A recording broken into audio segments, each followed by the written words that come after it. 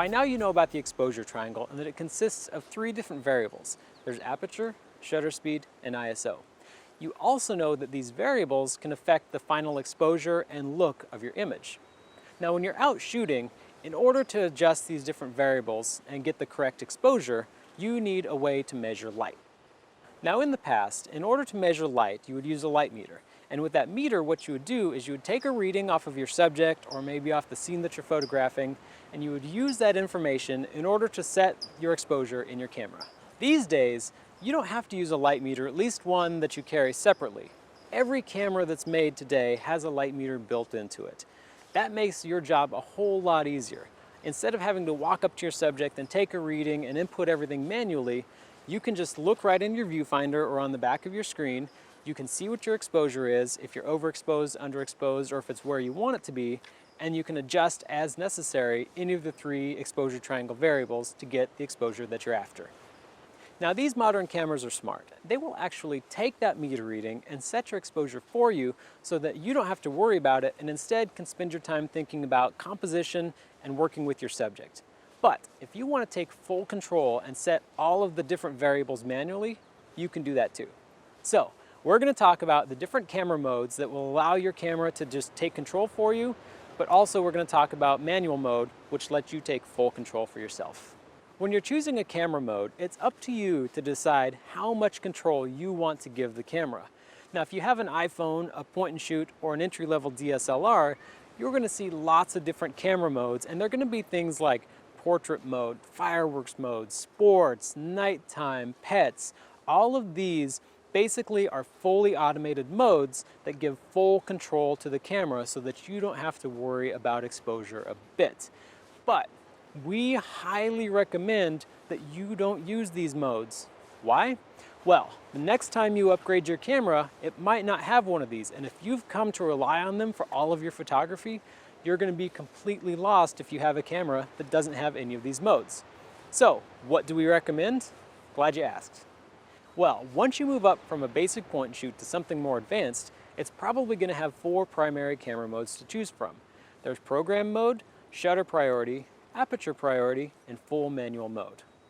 The first and the most automated of the four different camera modes is P, or program mode. Now, contrary to popular belief, P does not stand for professional mode.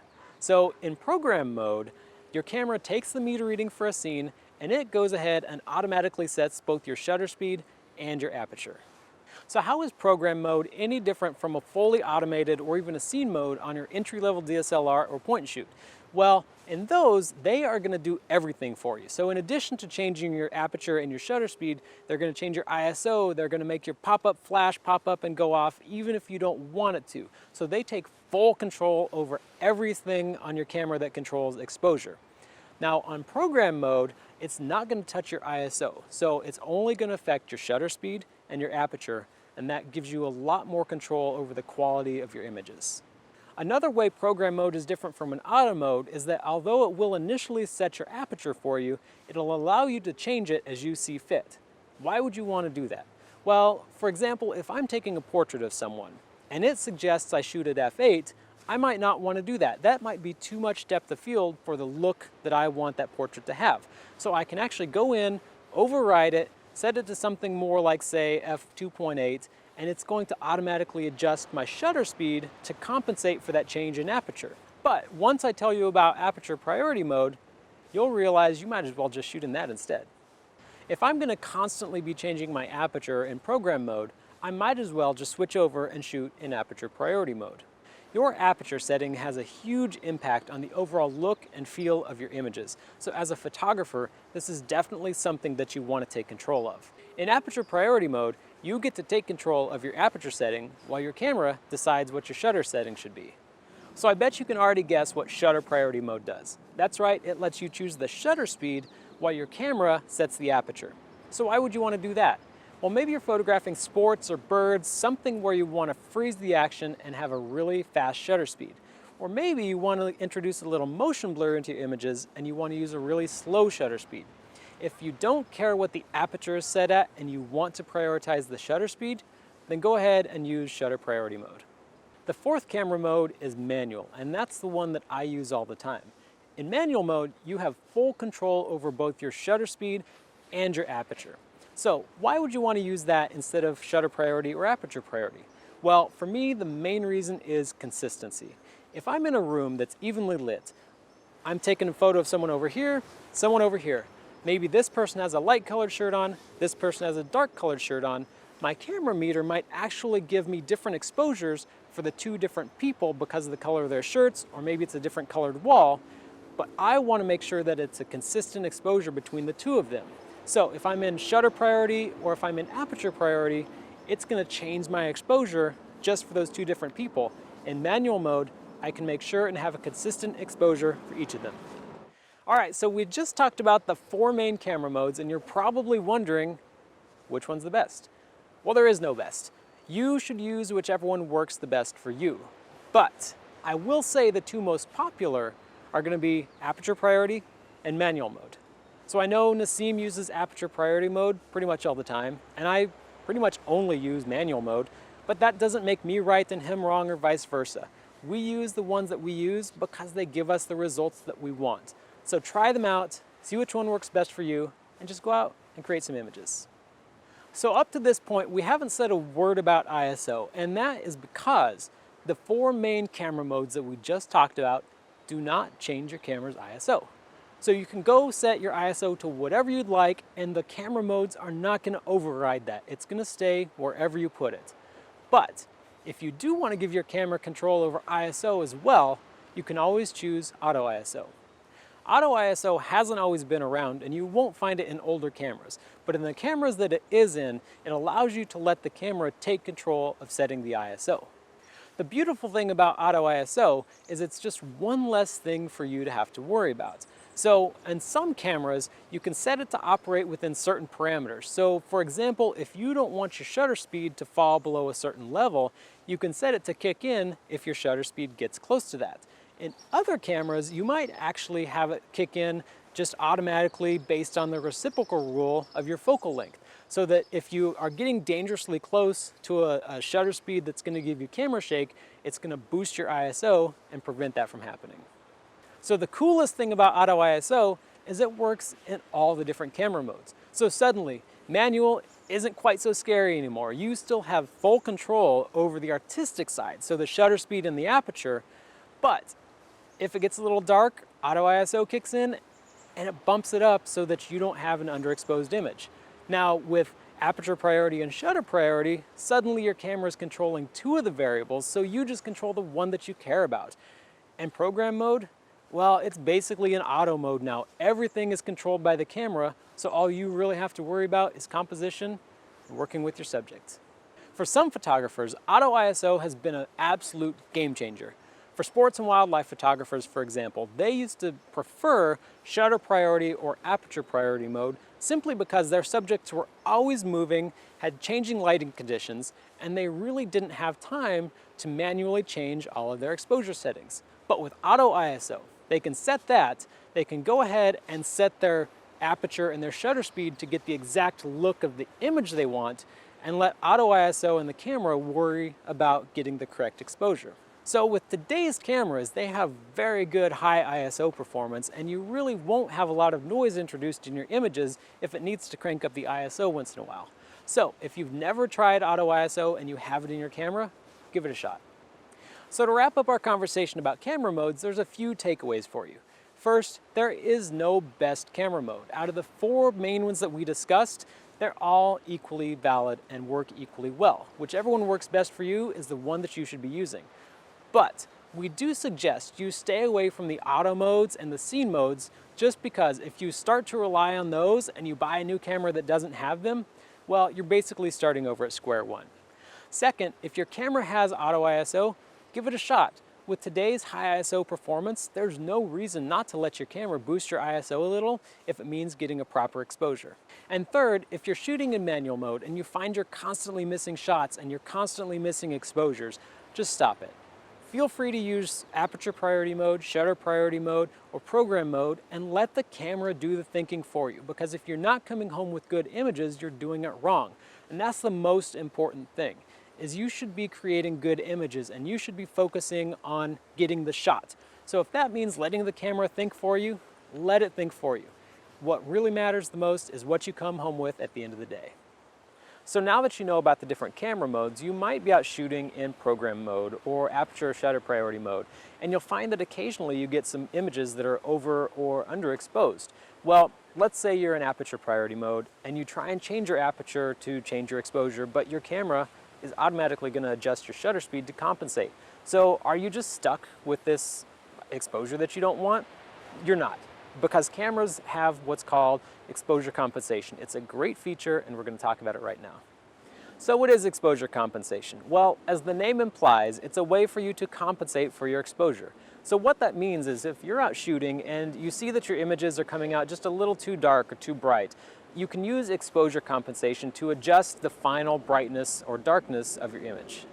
Bad exposures can happen in any situation where there's a very bright or a very dark object in the frame along with your subject. So, for example, in landscape photography, if you try to include the sun in your frame, well, chances are it's going to be an underexposed image because that sun is so bright compared to your subject. So, you can use exposure compensation to go ahead, dial back that exposure a little bit, and make sure that you get a properly exposed foreground.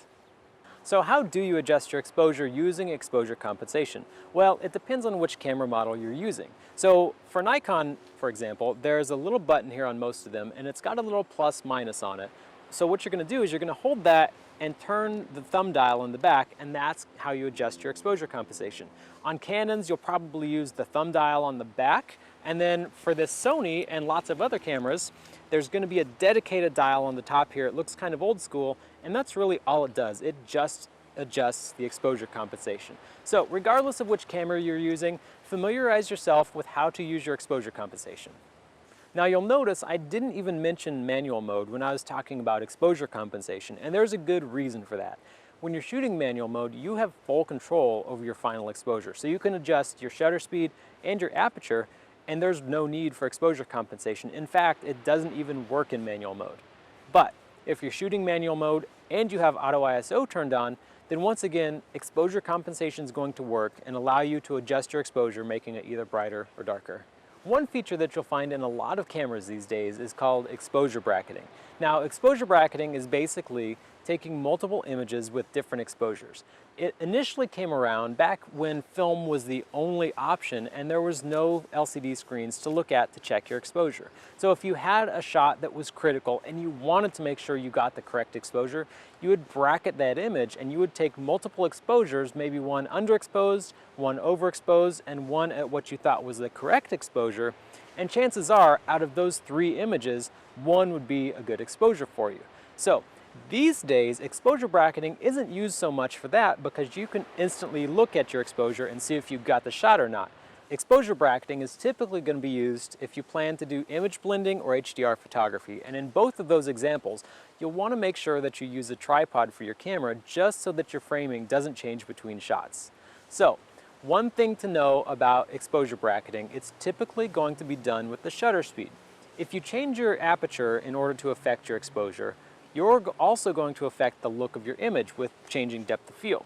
And if you change the ISO, you'll typically or possibly introduce noise into your images. So by changing the shutter speed, that's the best chance of getting a consistent looking image every single time.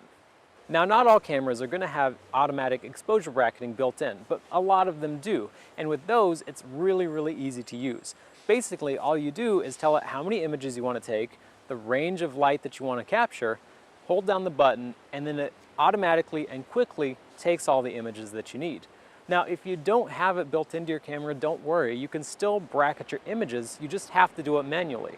And you simply do that by changing your shutter speed a certain amount one way or the other, capturing different exposures, and there you have a bracketed set of images. Let's now talk about the different drive modes that are available in your camera. Now, if you're a Nikon shooter, this is called release mode, but the concept is the same. Basically, you have different shutter modes that are available for you to choose from. So what are these drive modes or release modes? Well, basically, these are different modes your shutter release operates in. For example, there's single shooting mode, continuous shooting mode, timer release, quiet shutter release, mirror lockup, and potentially other options depending on what camera you're shooting with. Now on this Nikon D5200, I have a button that's dedicated on the top of the camera that actually I can use to change the release mode. And if you're shooting with a Canon camera, it might have a button on the top that will say drive mode.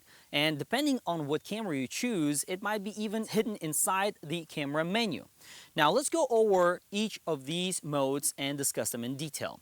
So on this D5200, I'm going to go ahead and press the button on the top of the camera, and I'm going to choose single. Now single mode is when you squeeze the shutter and hold it and will only fire once. So here, and I'm continuing to hold it, but it will not fire again because it's a single mode. It's a single frame mode.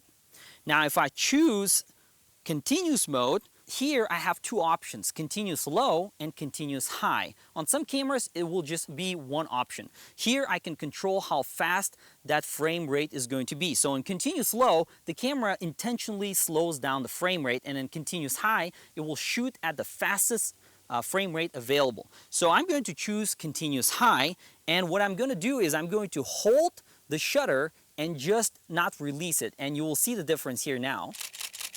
As you can see, it fires continuously, and until I release my finger, it will continue to fire. So keep this in mind when you're choosing different modes. In single mode, you're firing once, and in order to re-trigger the shutter, you have to release your finger and fire again, whereas in this mode, the camera just continues to shoot. Now, on this lower end camera, the buffer is pretty small, so it's probably going to only fire 5-6 frames before the buffer fills up and the camera slows down to a crawl. Whereas on a higher end camera, that buffer might be really, really long. So on some like really expensive cameras that are top end for sports shooters, for example, when you squeeze that shutter release and hold it, it might fire as many as 100 shots. Now, I'm going to go ahead and switch to another mode here, which is the timer. Now the timer is basically called self-timer, and here it's set to 10 seconds. And if I hold the shutter right now and release it, the camera is in the timer mode, is going to go through a cycle of waiting for 10 seconds to fire it. Why would you want to use a release mode or a drive mode like this? Well, if you just heard it, it just fired.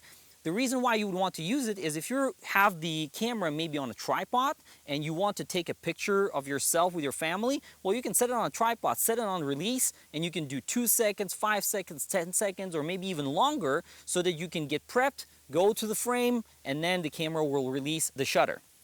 And a few other cameras will have different modes. Like on DSLRs, you have something called mirror lockup. And the whole point of the mirror lockup is so that the mirror goes up and then waits until you re-trigger that shutter again, and usually it's done with a remote timer release so that you can actually not have any sort of vibration caused by the mirror. Now on DSLR cameras, you'll see mirror lockup, but on mirrorless cameras, there's no point for mirror lockup, so you won't see that option because there's no reason for a mirror to go up. There is none. So make sure that you find where you can change this drive mode from, because it's important. You might be looking through the menu and getting frustrated where there's a simple button on the top of the camera, like on this camera right here. Or sometimes you're looking for a button and it's not there. It might be a dial, like on some of the higher end Nikon cameras. So just look for it, find it, and start experimenting with it, because it's important to find out where this is so that you can, for different types of shooting, change the different release mode. When you're out taking photos, you'll come across a variety of different situations that can be pretty tricky to get the correct exposure. For example, you might have a bright subject in front of a dark background, like for example me in this white shirt in front of these dark leaves, or a bride in a white wedding dress in front of a dark doorway. You might also get a dark subject in front of a bright background, maybe someone standing in front of a beautiful sunset. In these different situations, your camera has a meter that should help you get the correct exposure. Because there are so many different lighting situations you might encounter, manufacturers came up with different metering modes to help your camera determine the best exposure for any given scene. We're going to talk about the 3 most popular metering modes right now. Now, the most comprehensive and complex metering mode takes a look at the scene that you're trying to photograph, compares it to thousands of presets that it has built into it, and determines what it thinks you're taking a picture of and what the best exposure is for that particular scene. Now, different manufacturers have different names for it. Nikon, for example, calls it matrix metering, while Canon calls it evaluative metering. Other manufacturers might have different names for it, but it all does the same thing. The next metering mode is called center-weighted metering. Now in this one, your camera takes the center portion of the frame and determines the optimal exposure just based on that. The last metering mode we're going to talk about is called spot metering. Now with spot metering, your camera just takes one small portion of the scene and determines the correct exposure based on that. One thing to keep in mind, some manufacturers like Nikon for example, will actually meter off of the focus point. So if I have a center focus point selected and spot metering, I'm going to meter from that center point. But if I change my focus point off to the side, I'm going to actually meter off of that side focus point, not the center one. Other manufacturers like Canon for example, will have spot metering fixed to the center of the frame. So no matter where your focus point is, spot metering is still only going to use the very center of the frame to determine the correct exposure. Make sure you consult your user manual to determine how spot metering behaves on your camera. Now if you're shooting in any mode besides manual mode, your camera is automatically going to adjust the aperture, the shutter speed, and maybe even the ISO to get the correct exposure based on whatever metering mode you're using. Now if you look at the back of your camera, see the image or the histogram, and it just doesn't look right, you can always adjust using exposure compensation to help get the right mode.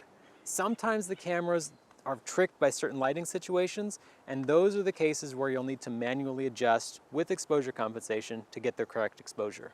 Now if you're shooting in manual mode, exposure compensation doesn't come into play. Instead, you'll want to reference the meter that's either inside your viewfinder or on the back on your LCD display. And what you'll see is a plus and a minus. If the indicator is more on the plus side, you want to manually adjust your aperture and shutter speed and possibly even ISO to bring it back towards the center. If it's on the minus side, you'll want to adjust those so that you get it towards the center. Plus is overexposed, minus is underexposed. Your metering will tell you what the exposure should be for that scene. In manual mode, it's up to you to get the correct exposure. Remember, your camera isn't always perfect. It can easily be tricked by different lighting situations and give you an incorrect meter reading that can lead to a wrong exposure.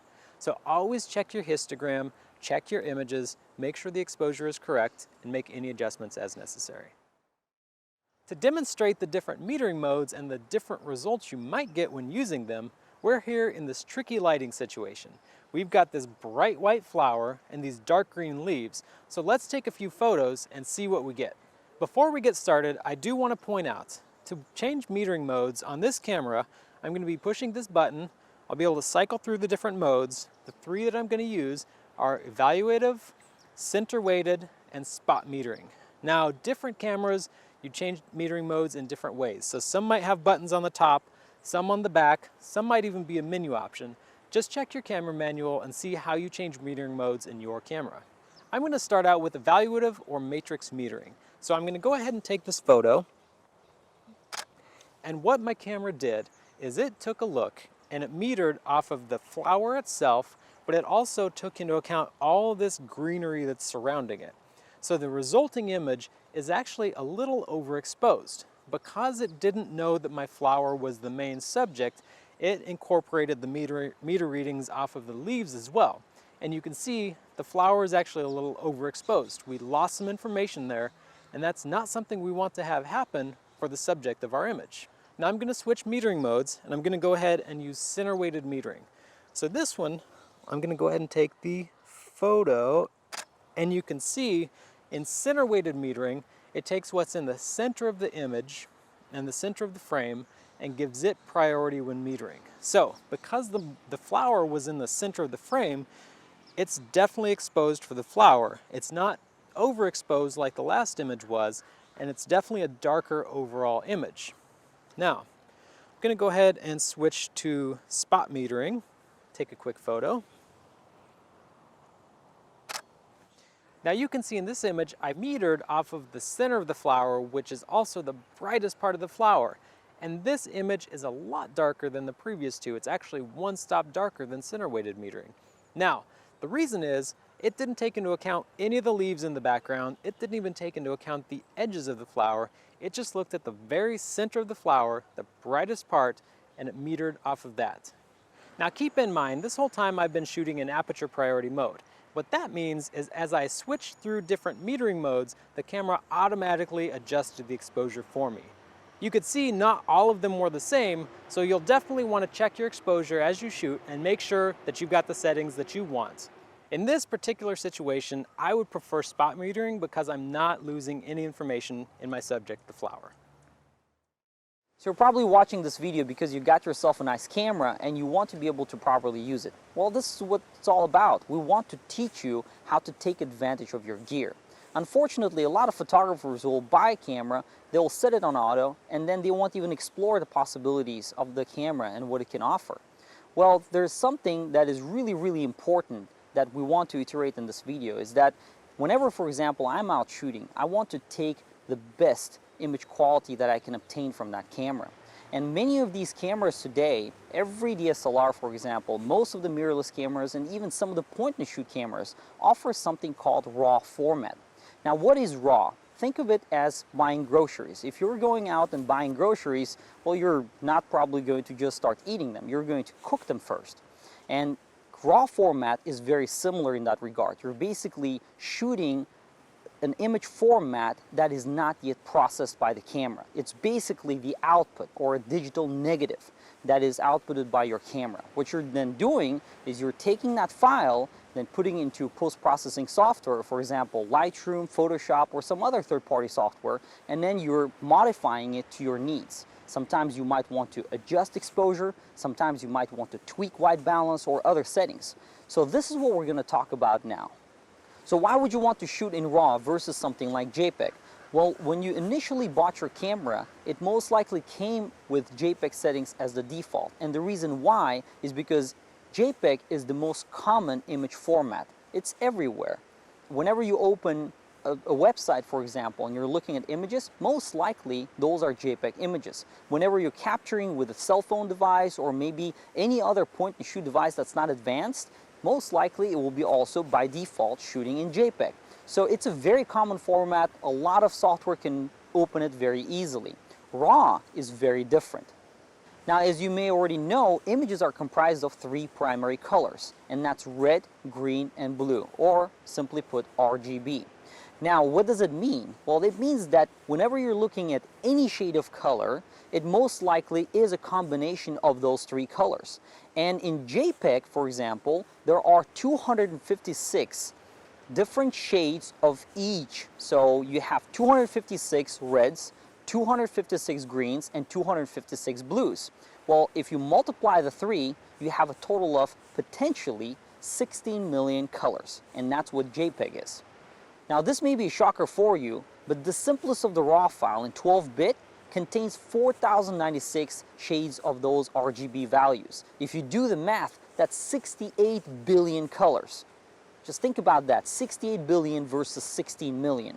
Now, to make it even more complex, in some of the new cameras and some of the more advanced cameras, you have something like 14-bit RAW. And the higher the bit, the more the colors. So in those cases, we might be looking at trillions of colors. Now, what does it all mean? So all these extra colors in these RAW images do not necessarily mean that you'll be able to see them. Those colors are there for you to be able to take advantage of them later on. So as you capture these RAW images and they have so many bits of color and so much more information in them, you can take that information and you can modify that later in post-processing. So for example, you might have an image that you captured with a JPEG file that was overexposed or maybe underexposed, or maybe the white balance was completely off. Well, you could take a RAW file with those changes, as long as they're not extreme, and make modifications in post-processing and recover a lot of that information. In a JPEG file, that information is already cooked right into it. So what happens is, we already showed you, for example, what a white balance mess looks like when you go from one extreme to another, if it's really blue or really orange. Well, if something happened with your JPEG image and you captured it in a really wrong setting, there's nothing you can do to be able to recover that white balance. Whereas in RAW file, the white balance information isn't even stored. So what you're going to do is you have the ability to adjust white balance to anything you want, from the extreme blues to the extreme oranges. And these are just some of the examples of the versatility of the RAW format. So if you haven't done that already, go ahead and make that change in your camera. Switch from JPEG to RAW, because right now you're limiting yourself a lot. Your camera has far more capabilities than you think and far more potential. So go ahead and start taking advantage of it today. Because if you don't do that, it's like buying a really nice Porsche or a Ferrari only to be limited 20 miles an hour all the time. It just doesn't make any sense. Now, there are a couple of things that you need to keep in mind when you shoot in RAW format. First, if you're really used to taking a picture, looking at the rear LCD of your camera, and then expecting that image to appear the same in your computer, well, things might not be the same with RAW. And the reason why is because when you take an image, the output on the LCD is actually not the RAW file. You're looking at a JPEG image. So essentially, when you take a picture and although you're shooting in RAW format, it's creating two images at the same time and embedding that JPEG image in the RAW file. So that's one of the reasons why things are going to look different in the computer. Now, once you take it to the computer, your computer, the post-processing software like Lightroom or Photoshop, is probably going to ignore that rendered JPEG image. It's going to actually start rendering the actual RAW file. Well, the RAW file is just bits of information. There is no data stored as to camera profiles. You don't have any picture profile set, you don't have any color information set, so it's going to look really, really flat. And what you do from there is it's your responsibility to take that RAW file and convert that flat looking file to something that you actually like. And this is something that a lot of beginner photographers will struggle with. Now, we're going to have a separate video and separate tutorial on how to take that post-processing to the next level. But once you start shooting RAW, just keep something in mind, that when you transfer the images over, if they don't look the same, don't think, whoa, that looks so bad, I'm not going to take pictures with RAW anymore, because that's an unprocessed file. It's the same thing as shooting film and not processing the film. And if you're just starting to learn, it's okay. Don't be intimidated. Just shoot in RAW plus JPEG. Continue with your old format and then have the flexibility of the RAW images later on. Because you might be capturing something now that a year later you might want to go back to and make some changes to. Maybe you have a beautiful vacation coming up or a memorable moment that you want to capture. In those situations, just shoot RAW plus JPEG and leave that possibility for editing later. Another thing is, RAW makes it really easy to work with the camera settings because you don't have to worry about setting saturation levels, sharpening, all the contrast, and maybe camera profiles, vignetting correction, active delighting, all these things that are intimidating for a beginner photographer. So if you shoot in RAW, all those things are simply discarded because the RAW file just contains the raw data. It contains whatever your camera captured. It doesn't have any of those extra settings applied to them. So if you don't know what those all mean, don't worry. Your RAW file is not supposed to contain them. Now, another potential cool advantage of RAW format is that it could be used as evidence. So if you photographed a crime scene or something else happened, maybe alien ship flew by and you were the only one who captured it, nobody can accuse you that you actually fabricated that image, that you took it to post-processing and modified it, because you have a RAW file to prove. Now, I'm not trying to say that RAW is a perfect format, because if it was, everybody would be shooting RAW and the manufacturers would be putting that as the default setting in your camera. I already said that RAW images might appear different than your JPEG images, and you might have to sit down and spend time to make them look good. Now, another problem is that these RAW files contain so much more data than your JPEG images. Remember, 4096 shades of color just for one of them, and could be even more. And all that data occupies space. So your RAW file is typically going to be much bigger than a JPEG file. You might be looking at several hundred, maybe several thousand images with your memory card that you have today, and if you switch to RAW, you might find yourself going and looking for a bigger card simply because you cannot fit that many. Another potential issue with the RAW format is that it's not universal, which means that it can vary not only from manufacturer to manufacturer, but it could also vary from one camera model to another. So if you're shooting with a camera today and you have post-processing software that you're using in order to be able to make changes to those RAW files, well, guess what? If a new camera comes out tomorrow and you're first in line to buy it, when you take pictures and you come home, your software might not be able to open it. And you might find yourself waiting until the software company is going to release support for your camera.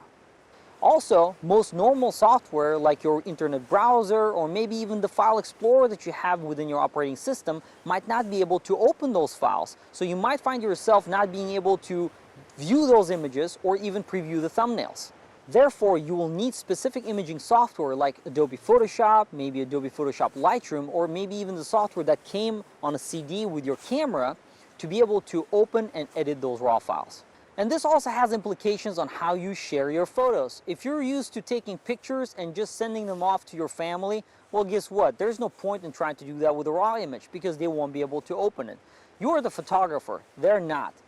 Now the ironic thing is, you capture in RAW images to convert them later to something that they actually can view, which means it's most likely going to be JPEG. And when you do that, you're kind of back to square one, but you're not.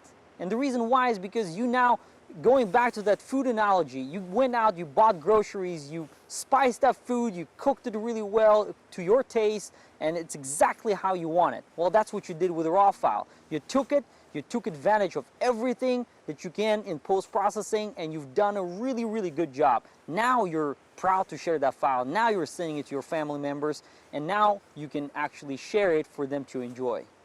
Now, how do I personally take advantage of RAW? Well, when I'm out shooting landscapes, I want to be able to recover as much detail as possible because there's going to be so much highlight data, so much shadow data, and that's a very normal thing. Well, I'm shooting out in sunrise or sunset settings, and in those situations, I'm dealing with so much range of light that I need the maximum capability of my camera to be able to capture it.